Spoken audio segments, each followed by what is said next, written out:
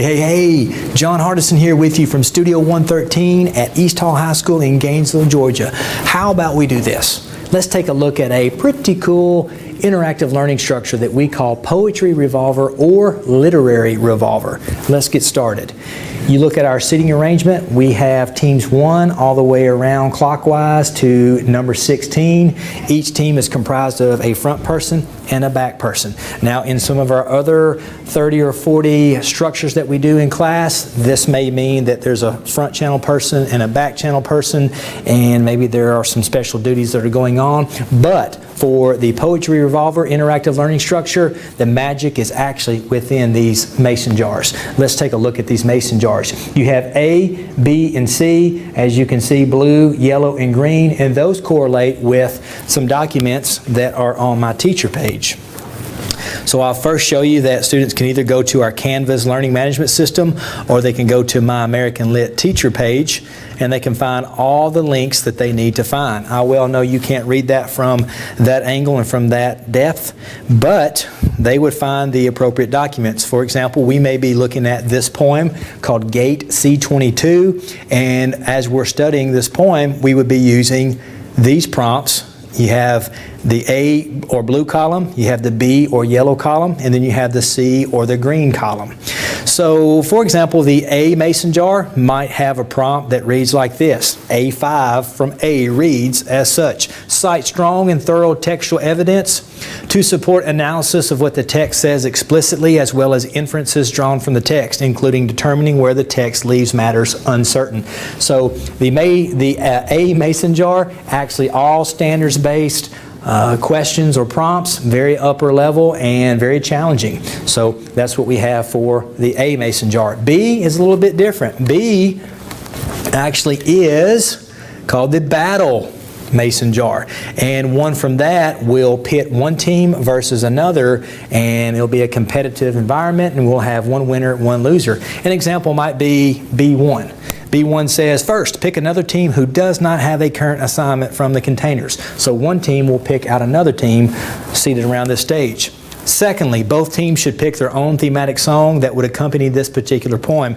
Your chosen song can be an actual song or made up. However, you should have a title and the names of the artist. Be prepared to validate your reasoning in a showdown with the team you chose. I'll get more to that in just a moment. And finally, our C mason jar has a bunch of quick and simple, and just to be honest, you all, trying to produce some laughter and create a very cool learning environment in this classroom.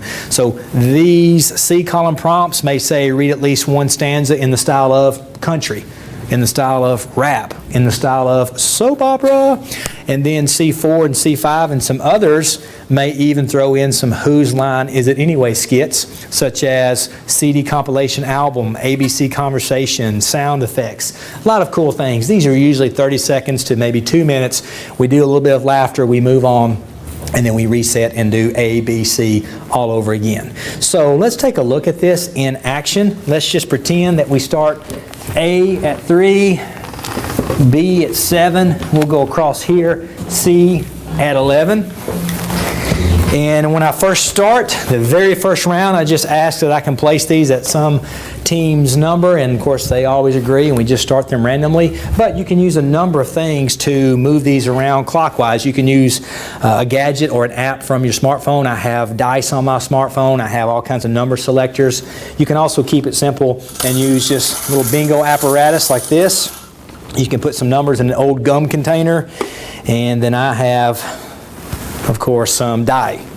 And then what I would do for this particular example, let's just take this one here, this dice, 0 through 9, and I'm going to roll it out.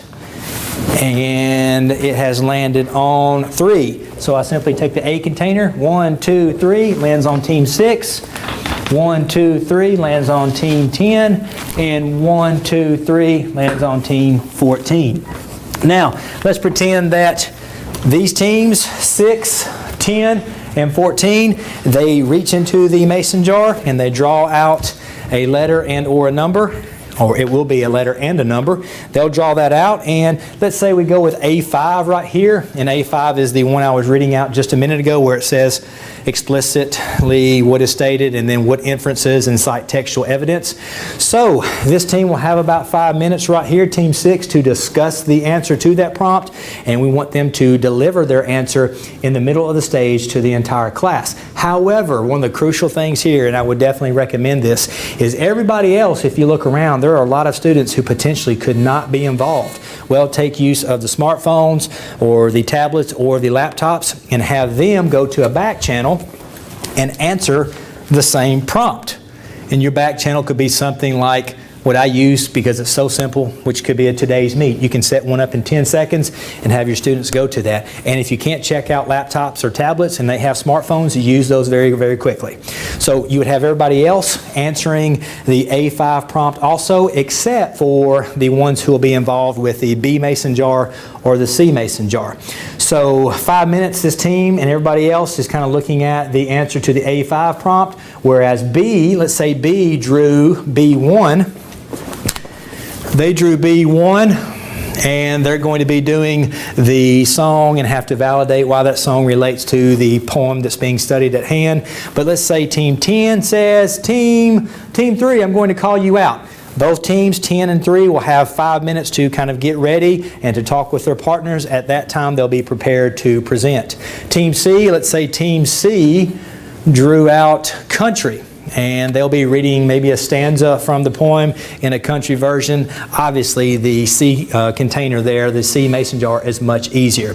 So after 5 minutes, maybe even 7 minutes, we'll have the Team 6 come up for A5 prompt. They'll stand and they'll talk about that. After they are done, I can maybe open it up for a quick discussion, or I could go to the back channel, which is today's meet, and I can say, hey, have you all seen what was just written in response to A5? And I could let that gear me into a discussion. Or I could just simply move on and say, okay, it's time for the B mason jar. Now, Team 10 would go up to the middle of the stage, and then at that time, Team 10 would be giving their answer to that particular prompt. However, I would have Team 3 out in the hallway so they would not hear what was being said by Team 10.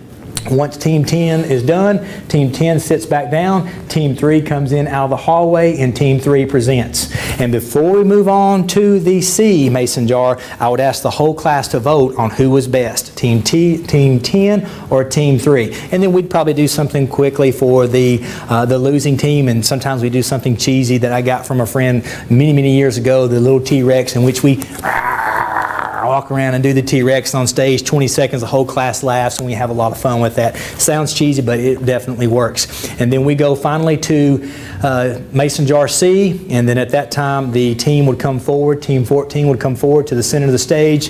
They would act out or perform whatever their prompt called for them to do. And then after we are all done and the discussion has finished and we've gotten all of our prompts fulfilled, simply take the dice, roll it out again, and then we just move it on around and reset. It's a pretty cool interactive structure. The only work that really goes into it on the back side is thinking of very, very creative and thought-provoking prompts and just putting that to where it's accessible to all the students. I will say this in finishing, if you think this is too much, I understand that. Maybe it is a little complex. You could take away maybe Mason Jar C or Mason Jar B, and you can just go with one. However, I've co-taught with teachers before, and we have done 6 at a time with various and different prompts in each one, and it is interactive, it is fun, and usually the bell rings and all the students say, ah, and that's when you know you got them. Take a look at this structure. I hope you like it, and if you need to communicate with me, find me on Twitter at John Hardison 1. Thank you.